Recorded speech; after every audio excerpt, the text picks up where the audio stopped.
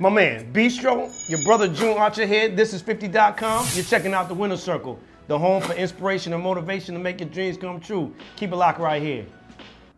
Are you ready to win? Yeah. Come join the winning circle. Fuck with the winners, baby. Put up your hands for me, baby. Put them up. And do it like we're supposed to. Yeah. 'Cause we're gonna win. Consider this the theme song for victory. The shit you say to yourself, you made history. I'm trying to make it feel like the first. What's going on, y'all? It's your boy June Archer, the Winner's Circle. This is 50.com. My brother Beestroh here. My man has gone down to ATL from Springfield, Mass. Though you got to represent Springfield. Holyoke, Mass. Been down to the ATL. You trying to get me shot already? No. We're gonna leave that alone. We're gonna get to that later. Down in ATL, kind of took over ATL radio. How was that experience coming from New England, going down to Atlanta, and really taking over the airwaves? Because a lot of people call you the mayor of the city, and you're not from there, but they've embraced you. How has that felt over the past couple years? How long has it been now? I've been there for about 13 years. Well, I was gone for a couple years. Like you said, we'll get to that. But it was a good feeling, man. You know, coming from a small city where we were from, New England, whatever. You know, I just went down there and believed in myself and did my thing. And you know, I didn't have anybody there. You know that I didn't have any family. I didn't have nothing. I just had a dream and the will to win. Now, for you, how do you pack up and go to an unfamiliar place? You have the talent, very creative, but how do you get there and get your feet planted to get where you are now? What kind of courage does that take? And what kind of talent, mentally and physically, does it take to make that move? Because there's a lot of people in life that are looking to make a change. They want to go across the country. They want to just go the next state over. But for you, what was your motivation? How did you make that transition? I mean, I think the key word you said was they want to. I mean, it's not, when you want something, the only way to get what you want is to go get it.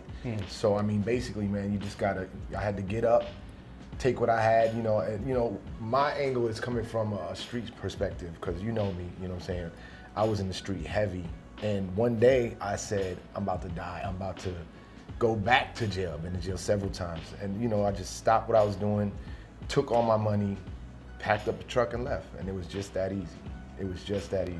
Some people don't get the opportunity. They don't, but you gotta make opportunity. Now, when you said you had enough, like you packed up, what was it? You got locked up a couple times. What finally kicked in and said, you know what, Beestroh, this is not for me, man. Like I gotta make it. Because it's just two different perspectives now. It's some people get back into, you know, recidivism, and they're like, you know what, I'm gonna get out here, I'm gonna slang this, I'm gonna hustle, and if I go in, I do my time, I come back, and I'm gonna hit the ground running again and continue to do the same thing. But you cut the cycle and said, you know what, I'm done with this. Let me make this move. Like, what was it? What was the last I mean, straw? It is a cycle. You're right. What my last straw was my cousin Easy, on my partner. You know, he got popped, and you know, we was working together, and he got put away for 10 years. And I was like, shit, you know, that's gonna be me, or, you know, I'm not no more special than he is. And the track record of anybody in the street is normally you're gonna go to jail or you're gonna die. Right. More than likely, or you're gonna be a drug addict. You know, there's never a silver lining or a happy ending to it. So I just said, man, you know, I got talent, you know, I love music, I rap, I got a good voice, and you know, I need to utilize that. That's something God gave me to get me out of my situation. So it'd be disrespectful not to use that, you know? So I just said, hey, let me go for mine and let me see what I can do with it. And as long as I've known you, you've been that guy. You've been super talented. You're a producer. We worked on a lot of things together. But for the young kid that's trying to get into music or trying to get into radio, what is the best perspective? What's the best way? Because you're super talented. You do voiceovers. You do commercials. You produce. You produce on the radio.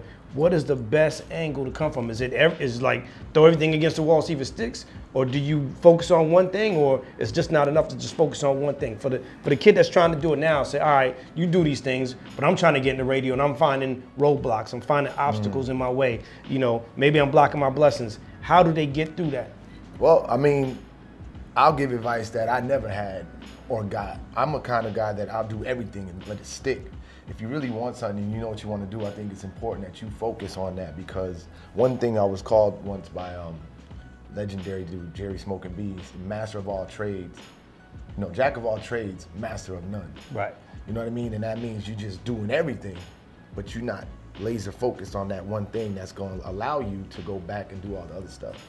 Luckily for me, you know, I do everything that I do at a pretty decent level to where a lot of the things worked out, you know what I'm saying? Right. Radio production, voiceover work, commercial work, DJing, host, you know, so I would tell that person to, you know, really think about what it is you're trying to do and set your goal on it and go for that and just go for it and don't stray off to the side, because it kind of might hold you up if you do that. I want to take you back about a little over a year ago. There was a situation in Atlanta where guns were drawn. You found yourself in the crossfire. I don't know if you could speak about it, how deep we could go, but I want to really dive into this. I beat the case, baby. We can talk about That's what I'm talking about. That's what I'm talking about. There ain't no double jeopardy. Nah. Let's go. Nah. So we, you know, Beestroh had a situation. Got the attorney over here just in case, baby. Just in case. Always got somebody on, just in case. For you, Rick Ross was supposed to be in the building that night, and he was on there? Hot 97, right? And he talked about it, and he shouted you out, and made sure that you were good. What happened that night specifically, and how important is it? Because you're in these streets, like you're a personality, you're out here, and real things happen to everybody, and bad things happen to good people. I truly believe you're a good person, and that night was kind of unfortunate where you got in a gun battle with some undercover cops. I want to talk about it and kind of talk about how you beat it by just being the person that you are. Because a lot of people don't get out of this situation alive. Exactly. So, and that's another thing that's important. I mean, basically it was Diddy, Ross, album release party. I was DJing, you know what I'm saying? I was having a great time as usual, doing my thing. And I come out the club, somebody tried to, you might not know the whole story, somebody tried to rob me outside the club. I'm with two chicks walking to my car. And you know, I just was startled, and I'm looking at the dude, he draws his weapon on me, fires at me into my car. I'm already sitting in the car, he shoots into my car 4 times.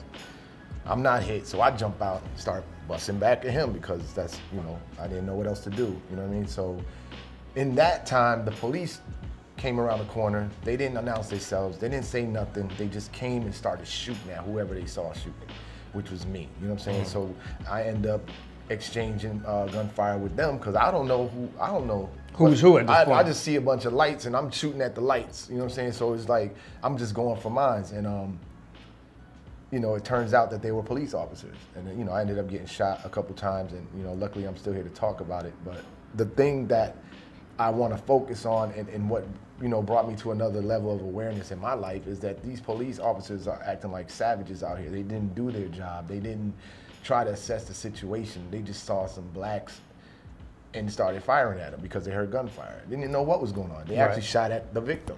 And then the other dude got away. You know what I'm saying? So now it's like, all right, I'm jammed up. So that's basically in a nutshell what happened. For you, a lot of these situations are happening on a daily basis. How do we combat that perspective that cops have against black and brown men to get them to understand that we're not always doing something wrong? You shouldn't draw your weapon first and ask questions later. I mean, June, man, I take a different stand and position. You know, I'm my own man. I believe you should arm yourself.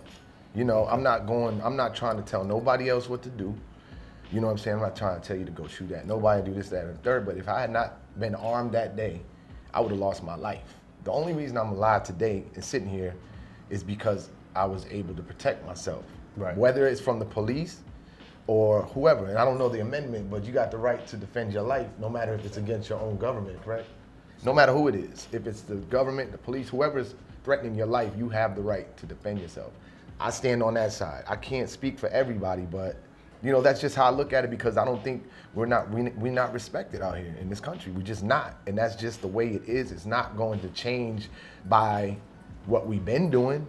And again, I'm not saying the solution is to go start busting on everybody, but I think I made a point clear to the police. Right. Don't, you know, all right, well, we know what he's about. Right. They might think twice about that shit. Now, if everybody else would act the same, maybe they'll start to look at things a little different, like, well, damn, let me do this right. or you know, it's gonna go in another direction. I don't know the answer, bro. All I know is what I know and what I believe, and you know, that's all I can really run with. I know why I'm here today, Right. and then I also know why other brothers are not here. So that's something that is starting to really touch me and make me want to speak to kids and you know, try to get them away from it early if they can. But you know, at the end of the day, I feel like you got to protect yourself, man, because we're hunted. If the conversation went a little differently, and you're talking about Mike Brown, you're talking about Alton Sterling, you're talking about all these guys, and then Beestroh, the radio personality, gets in that conversation, the prior names is always, oh, well, he stole something, or he was guilty of this. Well, he was gangbanging, he was selling drugs, he was selling onesies. But then you come down the line, the list, and you see Beestroh there. What was he doing? What was he doing? Because we hear him on the radio. They would have made something up. Oh, well, he threatened to shot at us. And I mean, the Discovery tape is crazy. If you watch the Discovery DVD of my case, they was making me like I was an animal on the news. It's like, oh, he's a savage, an animal, a cop killer, blah blah blah. And right. And so there's no difference then. No. It's I could, and the only difference, June, is I'm able to talk You're back. alive. I'm alive. I'm the only one who can say, nah, you lying, my dude. How do I know? Because I was there. The DVD with them reenacting the situation, he raised his gun at us, he shot at us, he had an evil look in his eye. He looked like I was like, bro, I just finished DJing for Diddy and Ross. I got 2 bad What chicks. am I mad at? I'm happy. I just got paid. I got 2 chicks. I'm about to jump in my Benz and bounce. Like, how much happier could you be in life? Right, you know what I'm saying? So that, you know, it's just those things, man. It allowed me to see how they turn the tables on us, man, because you know, I got a lot of backlash for that. A lot of people's perception of me changed. I lost a lot of opportunities. I lost my job. You know, Right. I got fired from the station I've been working crazy with for almost 10 years. You know, I lost a lot behind that. And they let you go. Yeah. Only because they didn't want to get caught up in what they believe might have been the right thing, but you don't know. Like when the smoke clears and you see what the truth is. Yeah, they knew what the truth was. But sometimes people fear Yeah, law. it's corporate. It's corporate. Yeah. For you though, now that the smoke is cleared, what do you tell these young people out here that, you know, they want to defend themselves and you have the right to bear arms, but there's a way to go about it. And when you get pulled over, I just saw a police video the other day, and this is why it's fresh on my mind, where someone was in a car chase, the assailant got out the car and just started firing shots at the police. So their lives are in danger too. Yeah. And I understand that. It's a way to go about it. But for the young men who are like, why'd you pull me over? Is there a behavior that we should educate our young people on to kind of get them to understand the triggers of what may allow a cop or a state trooper to react that way? I think it all boils down to respect. You know, speak respectfully, of course, and they should speak respectfully back. Now, they got to reciprocate that same thing. You got these cops out here that's crazy. Like, they got these power trips and things is wrong with them up here. They might not have had clothes in high school and they didn't get no girls, and now they mad and they got power, so now they, you know, that's the kind of thing that makes them cops act like that. Right. And, I mean, sad to say, they don't all act the way they should, man, and you really rolling the dice when you get pulled over. So I don't have an answer for that. All I can say is, man, pray, bro. You know what I'm saying? Like, when I get pulled over, I take my gun out, take my clip out, and I put it on the dashboard, and then I'll be like, I have a weapon, officer, and what are you pulling me over for? You know what I'm saying? I try to go that route. Right. I don't want nobody saying I reach for nothing, because the gun's taken apart, it's all the way on the dash. I know I did not reach for nothing. Playing offense instead of defense. Yeah, you gotta have a plan. I mean, you got to, man, especially blacks today. You gotta think ahead, because, I mean, you just seen it. The dude, the cop in Texas, shot the boy in the head. Tried to say that he was backing up his car, getting ready to run him over. When they check out the police cam, they was driving away. And he shot the kid in his head, a 14, 15-year-old kid. Well, dead man tells no tales, so. Exactly. But living ones do, so that's why I'm here. And that's why you're here. You've been in the game 20-something years. You got a book. I want to talk about it. Give me the title so the people know they can check for it. It's coming out this year. Yeah. And why you felt the need to write this book. It's the book is called The Beast Within. It's basically it's an outline of my life. You know, I think now looking back, especially upon writing a book, it's a pretty interesting life, and I'm not alone. It's basically for you to get an in-depth look to someone who was born in damn near poverty situations and was able to climb up and rise up. You know what I'm saying? Like nothing can stop you. There's nothing that I haven't done. So there's no excuse at the end of the day is for people to succeed and be somebody. You know me for a long time. You know, it took me my time to get where I'm at. But you knew me when I was whatever. But you never said, don't do that. You gotta learn on your own and you graduate on your own through life. And I just wanna help somebody read my story and say, well, damn, he was locked up. Damn, he got shot, he got stabbed, he, sold drugs, he did this, but he still was able to come out of that. You know what I'm saying? And I just want to help people come out of it at their own pace, though. It's not a preachy book. It's just showing you that it can happen. You know what I'm saying? So, yeah. You're cool with the likes of Jeezy, Rick Ross, Diddy. Who has inspired you the most? DJ Khaled is a good friend of yours. Who has inspired you to continue to keep going, and who's been your best interview that you've ever done on radio? It's funny, I'm not trying to be funny, but 50 Cent is my guy. And I mean this with all sincerity because I am 50 Cent. 50 Cent's somebody that I looked at and was like, that's me. And look at him. If he can do it, I can do it. He got shot up, he sold drugs, he did this, that, and the third, and he really did it. It's not like he's fabricating anything. He's not making this up. I did the research, I know. So 50 Cent, absolutely my best interview. Me and him sat down and talked for a long time, and he's really insightful. He gives information, knowledge. He's not afraid to share nothing with you, and I really pattern myself after him, man, as far as the will to win. You know what I'm saying? Because, I mean, there's just no excuse except for being lazy. If anything goes wrong, it's really probably your fault. And things ain't gonna go right like that. Every time. But you can't stop. You gotta keep going. Like right now, got to keep going. I got fired, okay, I kept going. I got another gig, got fired again. I keep going, you know what I'm saying? Like, it's gonna happen, you know what I'm saying? Right. So you gotta just keep going. Where does that hunger come from, though? Man, it's just the will to win. I know who I am inside, you know what I'm saying? I'm destined to be something great for someone else to see and say, I can be great like him, just like 50 did for me. And it's just strange that we're here, but I would have said that no matter what. Right. Believe me.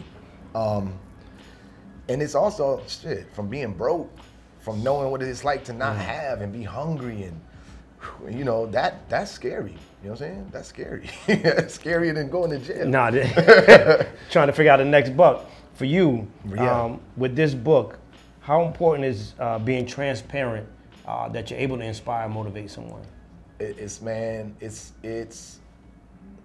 I didn't realize it until I got into the book. Like, I'm learning about myself through this book. As you're writing it. It's therapeutic for me writing this book. And I talked to Fat Joe about this. He's writing a book too.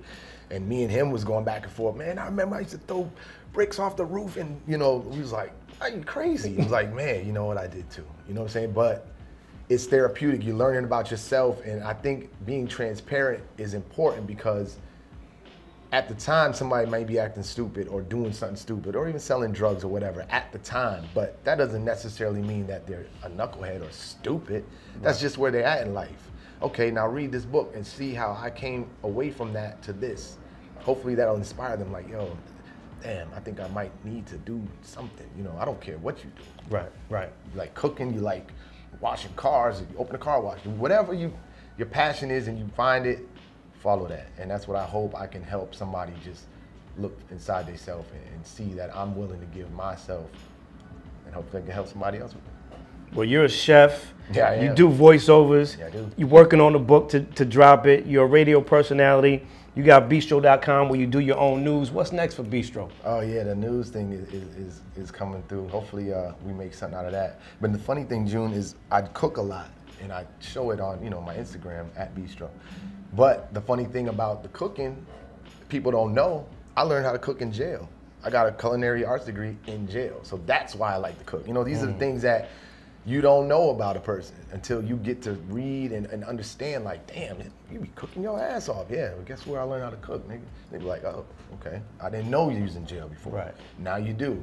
You can, my thing is you just don't know a person's journey, man. And I think it's important to reach out and hopefully just let people know that, man, you can do what you got to do. Don't sit here and make excuses, just keep fighting.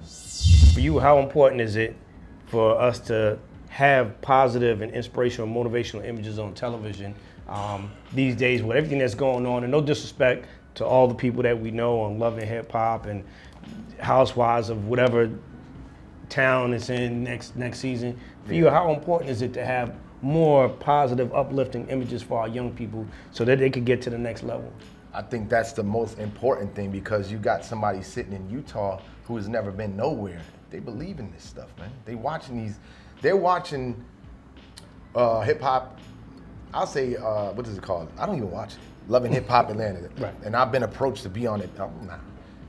They watch this and they think that's really how it is. When I come home and visit, yo, that's crazy. I'll be watching Love and Hip Hop in Atlanta. So I'm just like, that's not real. Like, right. you know, so they're kind of brainwashing these people into acting crazy, and also inviting more people to act crazy just to get that 15 minutes of fame. Right. And that's bad. I mean, hopefully, you know, we can change that. But I mean, as long as somebody needs some money, and you know, there's people are willing to sacrifice their souls, sell themselves short sometimes, and that's the money is, you know, the root of the evil. But I don't know, man. It's just you got to be a strong person, know what's right, what's wrong, and you know, and go on your own path. That's what I believe.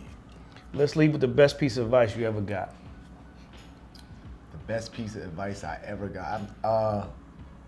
What I said earlier, focus on your strength, focus on that, allow it to open the door for you, and then you can branch off and do whatever you want. 50 Cent started rapping first. He's an actor now. He does films, he produces, blah, blah, blah. But his focus, mainly, first of all, was whatever it was. You know what I'm saying? Focus on that, get yourself where you need to be, and then you can branch off and create multiple streams of income for yourself.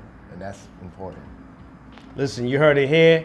This is 50.com. This is the Winner Circle, my man Beestroh, your boy June Archer. Listen, go for what you know. If it's in your heart, make it happen. Don't let any obstacle get in your way from your dreams becoming a reality. But you got to understand reality versus entertainment. Some of y'all getting caught up on this black box, watching and listening to static noise and don't really realize that you are blocking your own blessings. So get out of your own way. You know what, too? You could be a contractor, a lawyer, a doctor. There's all kinds of things to do. Don't let that brainwash you as well. I think that's something that's important, too. The Winner Circle, here. This is 50.com. We out.